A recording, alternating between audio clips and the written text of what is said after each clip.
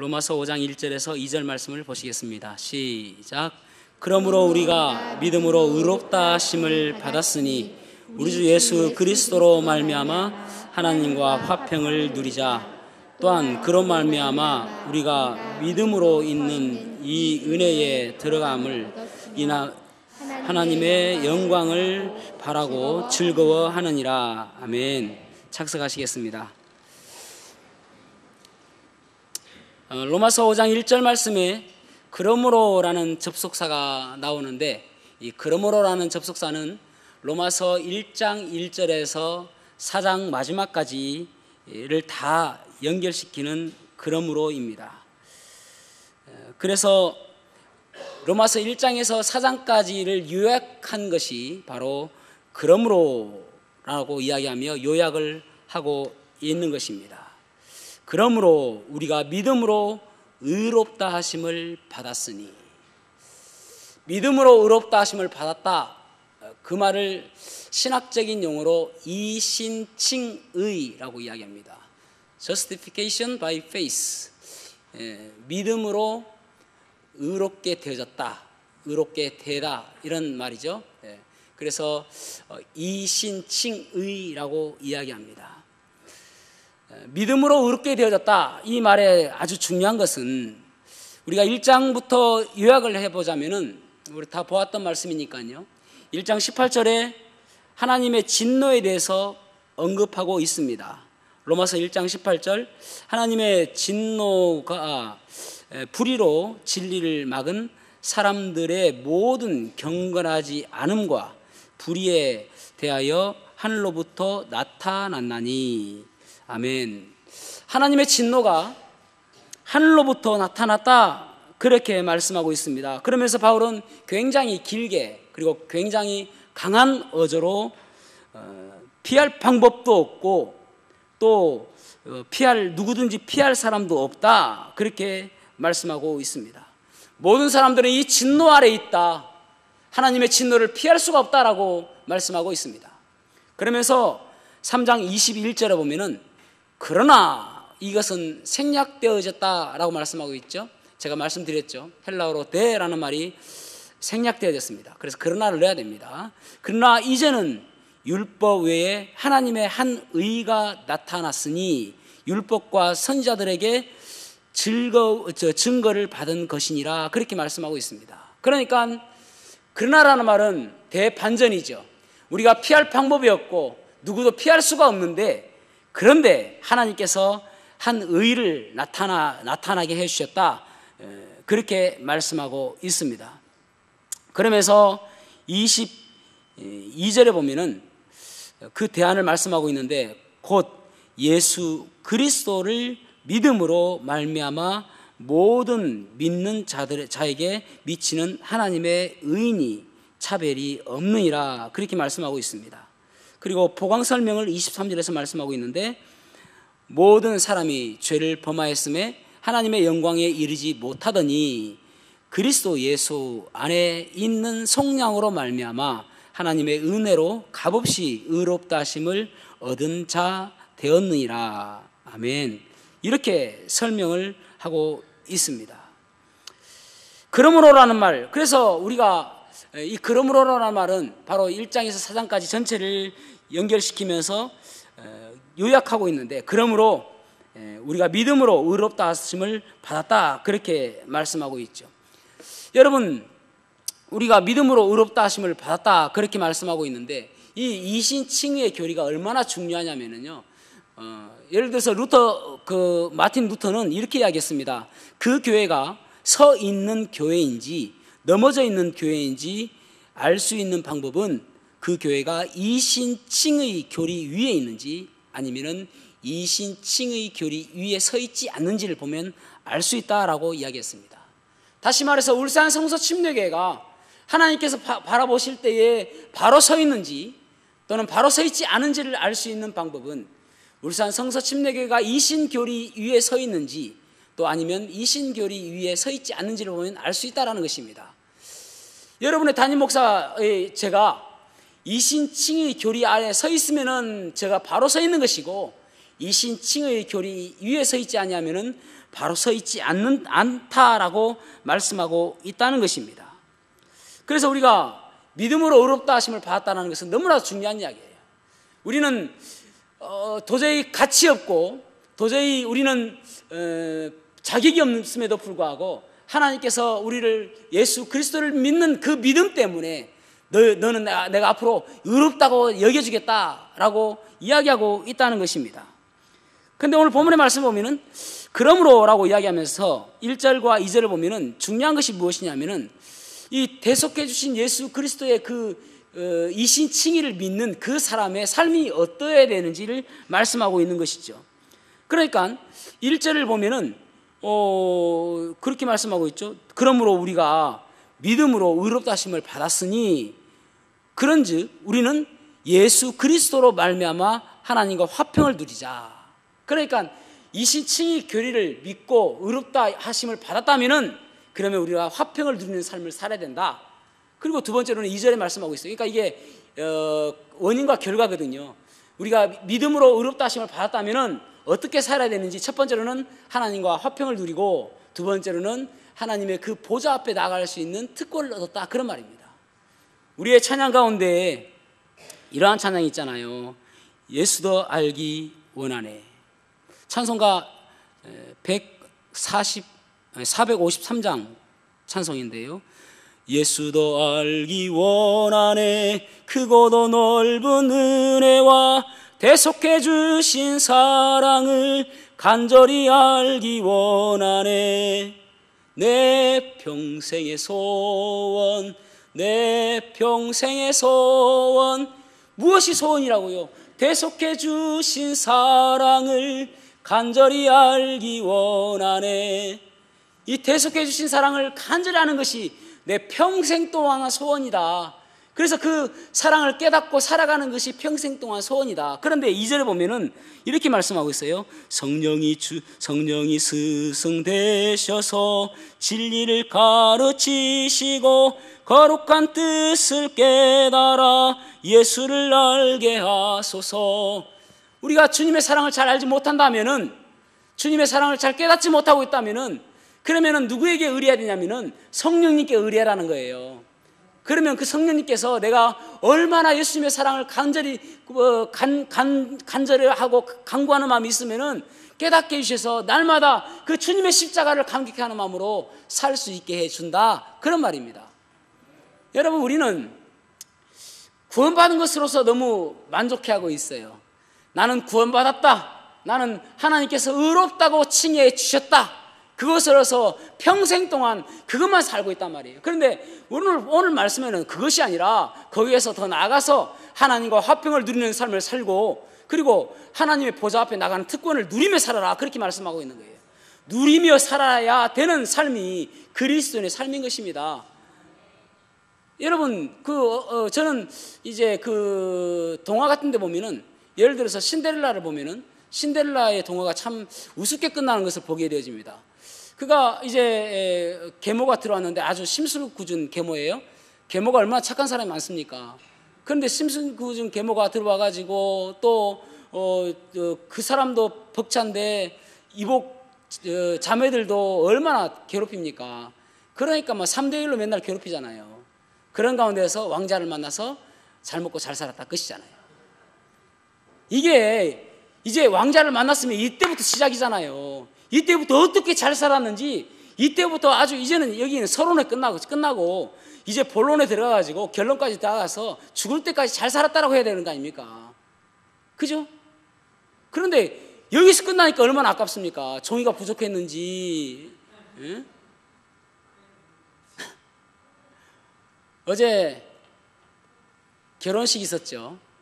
조인성을 닮은 우리 조성석 형제와 그리고 아주 이쁜 윤마라 자매가 결혼을 했습니다.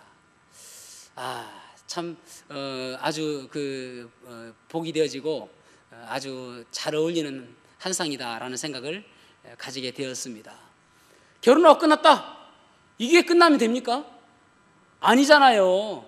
둘이서 결혼을 해가지고 아주 막 옆집에서 그 깨볶는 냄새가 막 나고 아주 신혼의 재미가 있고 잘 살아가고 그래야 될 거 아닙니까? 그런 것들이 다 기록되어지다가 우리 성석이가 일이 너무 잘 돼가지고 맨날 밤늦게 오고, 그러다가 이제 결혼 기념일은 4월 27일 날 잊어버려가지고 우리 마라자매가 삐져가지고 석이 미워! 하고 친정에 가버렸어요.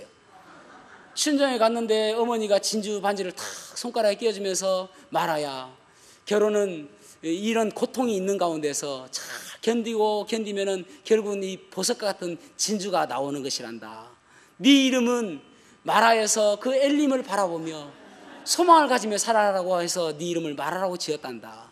마라에서 엘림까지는 약 10km밖에 되지 않으니까 조금만 견디고 살아라. 그리고 이제 조씨 집안의 사람이 되었으니까 그곳에 귀신이 되어라 하고 이제 엄마가 다시 보냈어요. 그래서 그런데 이제 보니까 성석이가 또 이제 미안하다고 와서 미안해 마라야 해가지고 또 데려가는 거예요. 그래서 집에 가가지고 아주 알콩달콩 잘 살면서 아들 둘, 딸 둘만 낳아가지고, 그래가지고 이제 아주 100세까지 해로하다가 그렇게 죽었어요.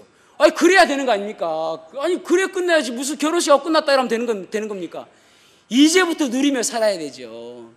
신앙생활은 그거거든요. 우리가 구원받고 끝이 아니라 구원받고 살아서 어떻게 살아가야 될 것인가, 그 주님의 십자가를 그 감격하며 기뻐하며 감사하며 날마다 어떻게 살아가야 될 것인가, 그것이 중요하잖아요. 어떤 사람은 그래요. 나는 제일 부러운 사람이 예수님의 십자가 우편에 달렸던 강도다고. 강도는 죽기 전에 딱 예수님 믿어가지고 천국에 갔지 않느냐. 그래서 세상에 놀 것 놀고 아주 즐길 것 다 즐기다가 마지막에 죽기 5분 전에 예수님 믿겠습니다. 그렇게 하는 사람이 제일 부럽다라고 이야기하는데, 여러분 알고 보면은 그 강도가 가장 불행한 사람입니다. 예수님 믿고 누리지도 못하고 예수님 믿고 살아가지도 못하고 결혼해서 그냥 죽는 거나 마찬가지 아닙니까? 그게 얼마나 안타까운 일이에요. 그런 삶이 되어서는 안 되는 것입니다. 오늘 본문의 말씀을 통해서 복음의 기쁨이 어떤 것인지, 복음을 알아가는 사람의 삶은 어때야 되는지를 보기를 원합니다. 첫 번째로는 복음의 삶은 하나님과 화평을 누리는 삶입니다. 하나님과 화평을 누리는 삶. 자, 5장 1절 말씀을 같이 한번 읽어보겠습니다. 시작. 그러므로 우리가 믿음으로 의롭다 하심을 받았으니 우리 주 예수 그리스도로 말미암아 하나님과 화평을 누리자. 아멘. 여기 하나님과 화평을 누리자 할 때 화평이라는 단어는 헬라어로는 에이레네라는 단어이고 히브리어로는 우리가 잘 아는 샬롬이라는 단어입니다. 그런데 이 샬롬이라는 것은 무엇을 의미하냐면은, 하나님과 우리가 원수되었는데 예수님께서 십자가에 달려 돌아가심으로 인해서 하나님과 우리가 관계가 회복됨으로 오는 마음의 상태를 샬롬이라고 이야기합니다. 그러니까 그냥 우리가 어느 날 성과금을 많이 받았다, 보너스를 많이 받았다, 어느 날 공돈이 생겼다, 어느 날 승진했다, 거기에서 오는 즐거움을 이야기하는 것이 아니라, 샬롬이라는 것은 하나님과의 나의 관계가 회복됨으로 인해서 나에게 찾아오는 마음의 상태, 그것을 샬롬이라고 이야기하는 거예요. 저는 저와 여러분이 하나님과의 관계에서 이 평안함을 누리는, 샬롬을 누리는 삶이 되시기를 축복합니다. 샬롬. 그런데 그 샬롬이 어떻게 오는가 하면은 여기 1절에 보세요. 주 예수 그리스도로 말미암아 하나님과 화평을 누리자, 그렇게 말씀하고 있습니다. 그러니까 어떻게 우리가 화평을 누릴 수 있냐면은 주 예수 그리스도로 말미암아, 예수님 때문에 온다는 거예요. 그래서 우리의 마음속에 예수님이 아닌 다른 것 때문에 오는 기쁨은 참 샬롬이 아니고 참 기쁨이 아닙니다. 예수님 때문에 오는 기쁨이 참 기쁨이고 참 샬롬인 것입니다. 아무리 즐겁고 아무리 그것이 기쁘다 할지라도 예수님 때문이 아니라, 예수님 안에서가 아니라 다른 것 때문이라면 이것은 세상이 주는 것일 수도 있다는 거예요. 그래서 우리가 정말 추구해야 될 것은 무엇인가 하면은 예수님 때문에 오는 이 샬롬, 예수님께서 주시는 평안, 이것을 우리가 추구해야 되는 것입니다. 왜 그런지 아십니까? 로마서 5장 10절 말씀에 보면은 곧 우리가 원수 되었을 때에 그의 아들의 죽으심으로 말미암아 하나님과 화목하게 되었은즉 화목하게 된 자로서는 더욱 그의 살아나심으로 말미암아 구원을 받을 것이니라. 어떻게 하다가 우리가 원수가 되었습니까? 이사야 59장 2절 말씀. 오직 너희 죄악이 너희와 너희 하나님 사이를 갈라 놓았고 너희 죄가 그의 얼굴을 가리어서 너희에게서 듣지 않으시게 함이니라. 아멘.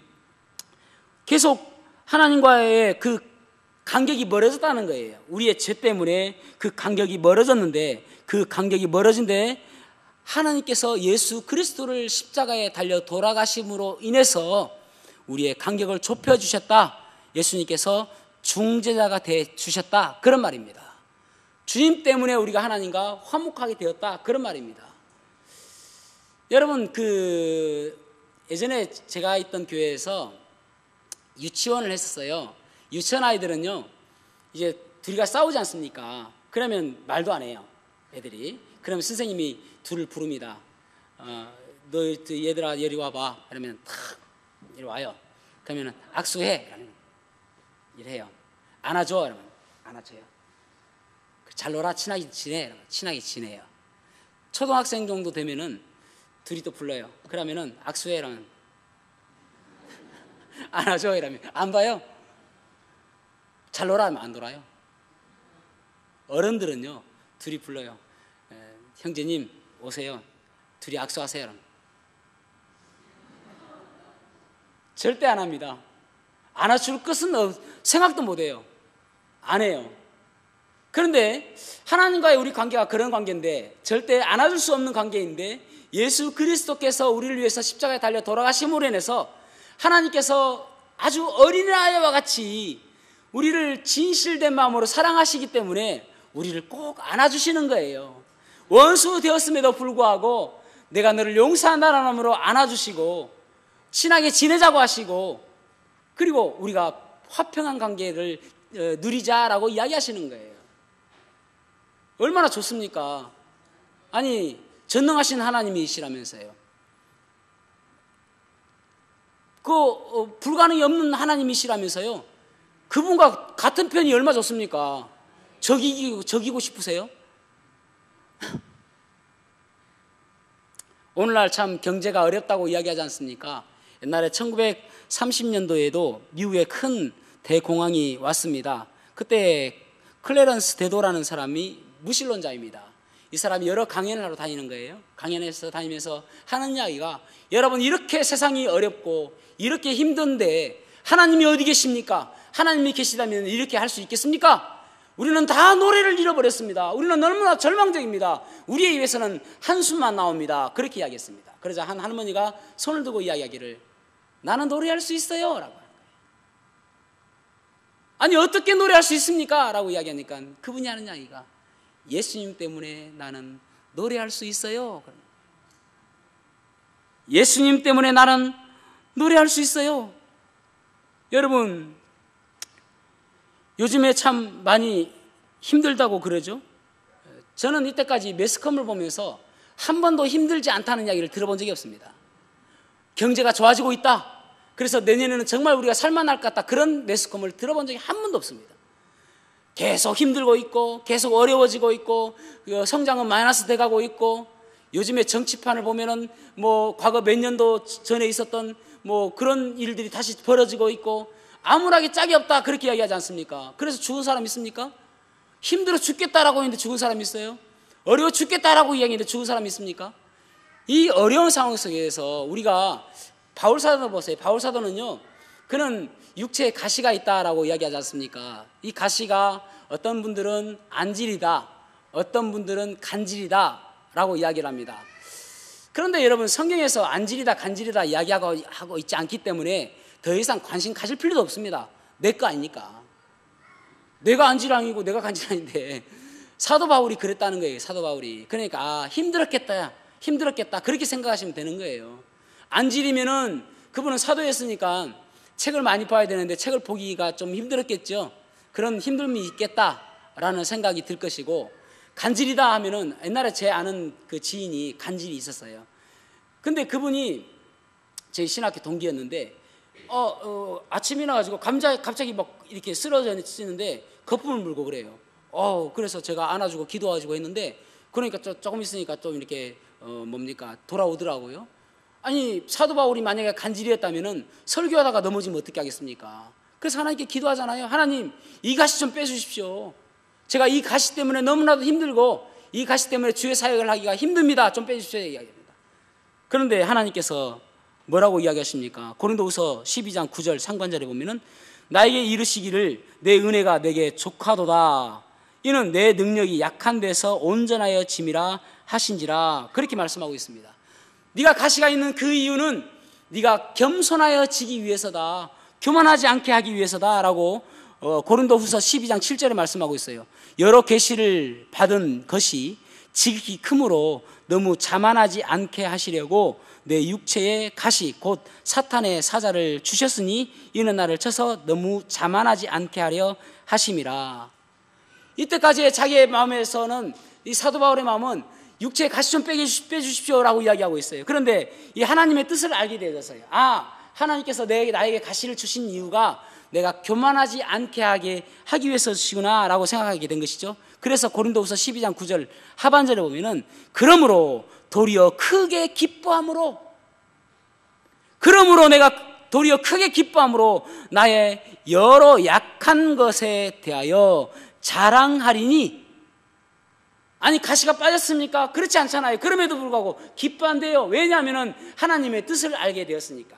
그러니까 우리가 알 수 있는 것은 무엇인가 하면은 환경이 중요하지 않다는 거예요. 환경이 중요한 것이 아니라 그 가운데서 그 하나님의 뜻을 발견하게 되니까 그 가운데서 기쁨을 찾게 되더라는 것입니다. 여러분, 우리가 환경이 중요하지 않다는 생각을 가져야 됩니다. 이 환경을 바라보는 것이 아니죠. 여러분의 가시가 있습니까? 하나님, 이 가시 좀 빼주십시오. 이 가시만 없으면 제가 진짜 하나님께서 주시는 그 평화를 누리며 살 수 있을 것 같습니다. 이 가시 빼주십시오. 그런 기도하는 가시 있습니까? 어떤 사람은 남편은 왼수라고, 내 남편 이 가시 좀 빼주십시오. 여러분, 제가 알기로는 우리 성도들 이야기를 쭉 들어오면은 한 사람 빼고는 다 괜찮은 남편입니다. 한 사람이 누군가를 생각할 필요 없어요. 그냥 그렇게 이야기한 것이니까 혹시나 싶어서. 100% 다는 아니고 대부분 다 괜찮은 남편들입니다. 우리 남자분들의 표정이 밝아졌어요.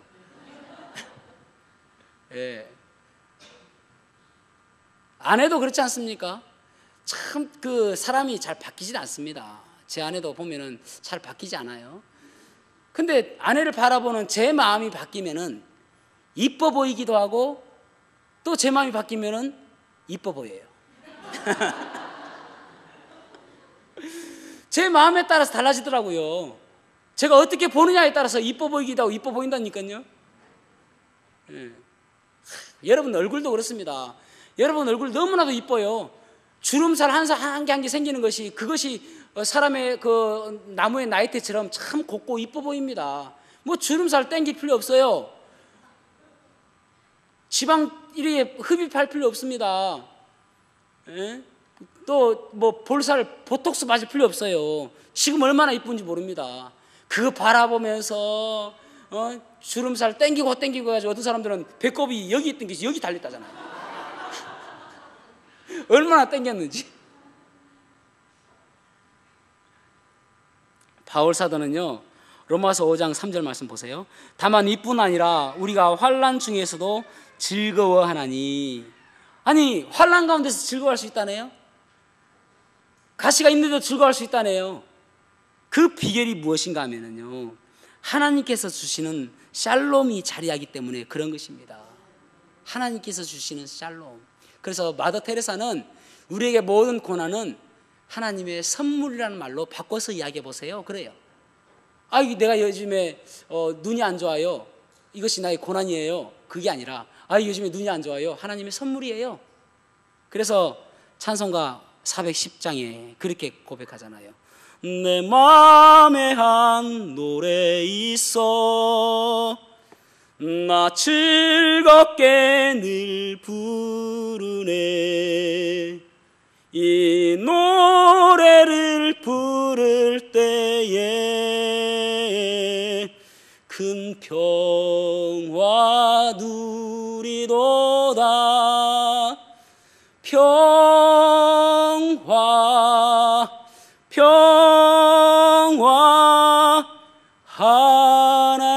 주신 선물, 오 크고 놀라운 평화, 하나님 선물일세. 하나님께서 주시는 그 평화, 하나님의 그 선물, 그 평화를 누리며 살아가시는 저와 여러분이 되기를 주님의 이름으로 축복합니다. 두 번째로는 하나님 은혜에 나아가는 특권을 우리는 누려야 됩니다. 5장 2절 말씀을 같이 읽어볼까요? 5장 2절 시작. 또한 그로 말미암아 우리가 믿음으로 서 있는 이 은혜에 들어감을 얻었으며 하나님의 영광을 바라고 즐거워하느니라. 아멘. 이 믿음으로 의롭다 하심을 받은 사람들은 어디까지 할 수 있냐면은 하나님 앞에까지 들어갈 수 있다, 그런 말입니다. 들어가다라는 이 프로사고계라는, 헬라어로는 프로사고계라는 단어인데요, 이 프로사고계라는 단어는 결국 목적지까지 도달하게 하는 것, 그것이 프로사고계입니다.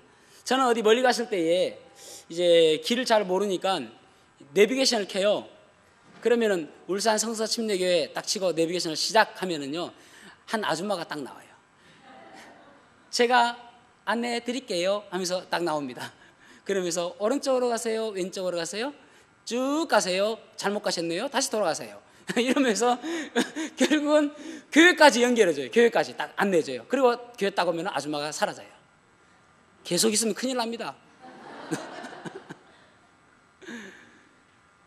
이게 프로사고계예요. 결국은 하나님 앞까지 인도하시는 것, 인도하는 것, 우리가 하나님 앞에 나아가는 것. 그래서 누가 이렇게 나갈 수 있는가? 이신칭의를 믿는 자들에게는 하나님께서 나가게 하는 특권을 주셨다, 그렇게 말씀하고 있는 거예요. 이 프로사고계라는 단어가 예를 들어서 어디에서 쓰였냐면은 에베소서 3장 12절요. 우리가 그 안에서 그를 믿음으로 말미암아 담대함과 하나님께 당당히 나아감을 얻느니라, 그렇게 말씀하고 있는데, 여기서 나아감이라는 단어가 프로사고계라는 단어입니다. 히브리서 4장 16절요. 그러므로 우리가 긍휼하심을 받고 때를 따라 돕는 은혜를 얻기 위하여 은혜의 보좌 앞에 담대히 나아갈 것이니라. 여기서 나아가다라는 단어가 프로사고계라는 단어입니다. 우리는 구원받으면서 결국은 하나님 앞에 담대히 나아갈 수 있는 특권을 주셨다, 그렇게 말씀하고 있는 거예요. 여러분, 저는 여러분들하고 아주 친하기를 원합니다. 그죠? 아니, 왜 얼굴 표정이 그렇습니까? 친하기 원해요. 예. 그런데도 불구하고 저희 방에 올 때는, 제 목양실에 올 때는 항상 뭐 저한테 전화를 한다든지 아니면은 우리 그 직원 자매한테 이야기해서 목사님 시간이 괜찮으신지 물어보고 오잖아요, 그죠? 그래서 때로는 제가 묵상하고 있다든지 기도할 때는 조금 이따 오시라고 이야기한다든지, 오후에도 괜찮으시면 오후에 오시라든지, 그런 식으로 제가 이제 시간을 조절하고 그렇게 만나지 않습니까? 근데 제 방에 아무 때나 들어온 애가 있어요. 노크도 안 해요. 들어와가지고 소파에 탁 눕기도 하고, 때로는 냉장고 열어가지고 마실 거 뭐 먹을 거 있는가 보고 먹기도 하고, 묻지도 않습니다. 묻지도 않고 따지지도 않아요. 제 아들요. 아들이니까 그런 거예요. 아들은요 좀 땡깡 쓰고 좀 응석 부리고 좀 그래도 괜찮잖아요. 아들이니까. 하나님께서는 우리가 그렇게 아들의 모습으로 돌아오기를 원한다니까요. 아들은 뻔뻔해도 괜찮아요. 좀 잘못해도 아이고 뭐 그럴 수도 있죠, 뭐 이렇게도 괜찮아요. 아들이니까. 전에 저희 예전 교회에 있을 때에 저희 아들 중에 좀 큰 애가 있어요. 화장실 이제 변기 이렇게 물 저수조통이 있는데 거기에 뚜껑을 깨먹은 거예요. 그래서 저보고 아버지 깨먹었어요 그러더라고요. 그런데 걱정하는 표가 전혀 없어요. 말만 하면 끝이야. 그럼 제가 또 붙여주죠. 왜? 아들이니까요. 아들은 그래도 괜찮은 거예요. 아들이 그러는데 아버지가 너 이놈아 너 그럴 수 있느냐, 너 왜 그러느냐, 너 나가라. 그런 아버지가 있으니 아들이니까. 그런데 여러분, 하나님께서 우리가 아들된 모습으로 나오기를 원하시거든요. 때로는 좀 잘못 살았다 하더라도, 때로는 죄송한 모습이 있다 할지라도 아들이니까 담대한 마음으로 나오기를 원하거든요. 근데 우리는 왜 자꾸 지인처럼 생각하고 마치 나 그냥 아는 사람처럼 생각하고 왜 꺼리끼면서 나오죠? 아들임에도 불구하고요. 아들처럼 나와야 됩니다. 그것이 우리의 특권이에요. 구원받는 그 즉시. 때로는 그래서 기도할 때 응석 부를 수도 있고 때릴 수도 있고 하나님 이거 들어주세요라고 눈물로 좀 매달릴 수도 있는 것이죠. 아들이니까요. 예수님께서 우리를 위해서 십자가에 달려 돌아가시면서 우리에게 특권 주신 것은 아들의 자리예요. 아들의 자리. 그 아들의 자리를 누리며 살아야 됩니다. 그래서 요한복음 16장 23절에 보면은 그날에는 너희가 아무것도 내게 묻지 아니하리라. 내가 진실로 진실로 너희에게 노니 너희가 무엇이든지 누구에게요? 아버지께 구하는 것을 내 이름으로 주시리라. 16장 24절. 지금까지는 너희가 내 이름으로 아무것도 구하지 아니하였으나 구하라. 그리하면 받으리니 너희 기쁨이 충만하리라. 우리가 아들로서 나아가는 모습이 되어야 됩니다. 그러기 위해서 예수님께서 우리에게 오셨잖아요. 절망 가운데 살아가고 아주 고민하면서 살아가는 그런 모습으로 살기를 원하지 않으시는 것입니다. 창세기 5장에 보면은 아담의 족보가 나와요. 아담의 족보다라고 하면서 나오고요. 또 족보가 어디에서 나옵니까? 마태복음 1장에 나오죠. 다윗과 아브라함의 계보다, 그렇게 하면서 다윗과 아브라함의 계보라 하면서 예수 그리스도의 계보에 대해서 족보에 대해서 나옵니다. 그 특징이 무엇인지 아십니까? 그 말씀 보면 참 은혜가 되어집니다. 창세기 5장 말씀으로 가보면은 1절에 보면은 이것은 아담의 계보를 적은 책이니라. 4절. 아담은 셋을 낳은 후 800년을 지내며 자녀들을 낳았으며 그는 930세를 살고 죽었더라. 6절. 셋은 105세에 에노스를 낳았고 그는 912세를 살고 죽었더라. 9절. 에노스는 90세에 게난을 낳았고 그는 905세를 살고 죽었더라. 또 12절. 게난은 70세에 마할라레를 낳았고 그는 910세를 살고 죽었더라. 계속 그래요. 낳고 살고 죽었더라. 낳고 살고 죽었더라. 창세기 5장은 낳고 살고 죽었다는 것은 인간의 기본적인 삶의 패턴을 이야기하고 있습니다. 인간은 누구나 낳고 살고 죽는 그러한 인생입니다. 결국은 마지막은 죽는다는 것이죠. 이 인간은. 그런데 마태복음 1장에서는 어떻게 말씀하고 있냐면은 아브라함이 이삭을 낳고 이삭이 야곱을 낳고 야곱은 유다와 그의 형제들을 낳고, 여러분 마태복음에서도 죽기도 해요. 그럼에도 불구하고 낳고라고 계속 기록하고 있는 것은 주님께서 오신 것은 바로 우리에게 낳는 생명, 이 생명을 창조하시기 위해서 오셨다는 것을 가르쳐주고 있는 거예요.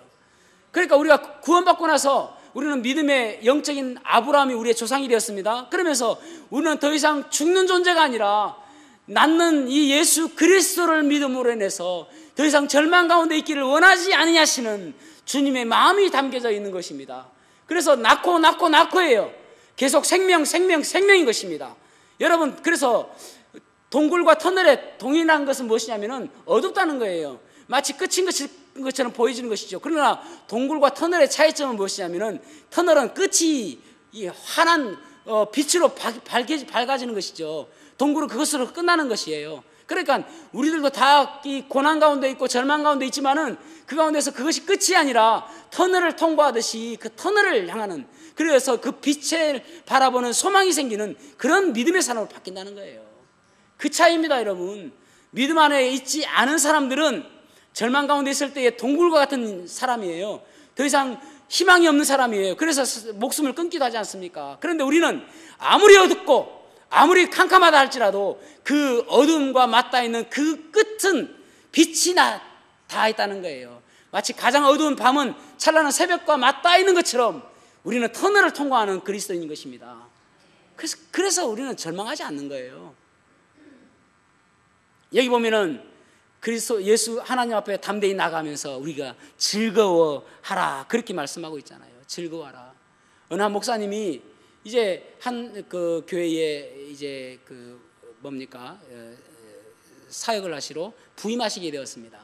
그래서 이제 부임하시고 나서 여러 성도들 집을 방문하게 되어지는데 한 성도 집 갔는데 그곳에 이제 아내는 잠시 출타 중이고 남편만 있는 것입니다. 그리고 이제 오랫동안 이야기를 하고 목사님이 돌아가셨어요. 그리고 나서 아내가 왔습니다. 아내가 와서 남편에게 처음 물어보는 이야기가 무엇이냐면은 목사님이 뭘 하셔? 그러니까 남편이 어머 별말 없었어. 아니 목사님한테 우리 매 주일마다 예배 잘 빠지지 않고 결석하지 않고 잘 드린다고 말씀드리지. 아니 별 말씀 없었고 예수님께서 이 집에 사시냐고 물어보시더라고. 아니 우리는 헌금도 잘하고 또 기도도 열심히 한다고 말씀드리지. 아니 그거 묻지 않고 예수님께서 이 집에 사시냐고만 물어보시더라고. 아니 그게 아니라 우리는 날마다 같이 모여서 말씀도 보고 또 사람들에게 전도도 하고 그렇게 우리는 잘한다고 말씀드리지. 아니 그거 물어본 게 아니라 이 집에 예수님께서 사시냐고 물어보셨다니까. 여러분의 삶 속에서 예수님이 사심을 증명하며 살고 있습니까? 여러분 가정에 예수님께서 사십니까? 여러분 삶에서 예수님께서 함께 동행하시며 사십니까? 그렇다면은 우리는 기뻐해야 되는 거예요. 우리는 즐거워해야 되는 것입니다. 사단과 우리의 싸움은 무엇이냐? 주님 안에서 즐거워하느냐? 아니면 주님 안에서 주님 밖에서 낙심하느냐? 자꾸 사단은 우리에게 낙심하게 하고 즐거움을 뺏어가려고 해요. 그런데 하나님께서 우리에게 자꾸 즐거워하라고 해요. 이것이 영적인 전쟁입니다. 가정은 뜨겁게 아주 즐거워하는 가정이 돼야 되고 교회도 뜨겁게 즐거워하는 교회가 돼야 되고 성도들은 정말 뜨겁게 사랑하는 그런 관계가 되어져야 사단이 더 이상 내가 할 곳이 없구나 라고 돌아가는 거예요. 그것이 우리의 영적인 싸움 아닙니까? 그래서 기쁨 빼앗기지 말아야 됩니다. 즐거움 빼앗기지 말아야 됩니다. 사단은 계속 저에게 즐거움 빼앗아가려고 하지만은 저는 빼앗기지 않으려고 노력하죠. 로마서 1장 15절에 보면은 그러므로 나는 할 수 있는 대로 로마에 있는 너희에게 복음 전하기를 원하노라. 왜 복음 전하기를 원합니까? 그들은 이미 예수님을 알고 있음에도 불구하고 즐거워하지 아니하고 고난 가운데 힘들어하니까 복음의 능력이 있다며 내가 복음을 부끄러워하지 아니하노니 이 복음은 모든 믿는 자에게 구원을 주시는 하나님의 능력이 됨이니라 라는 것을 믿는다며 그렇다면 즐거워해야지. 그렇게 이야기하고 있는 거예요. 복음을 믿고 있다면 누려라 그렇게 이야기하고 있는 거예요. 저와 여러분이 복음을 그저 머리로 알고 있는 것이 아니라 누리며 살아가는 그러한 삶이 되시기를 주님의 이름으로 축복합니다. 다 같이 기도하시겠습니다.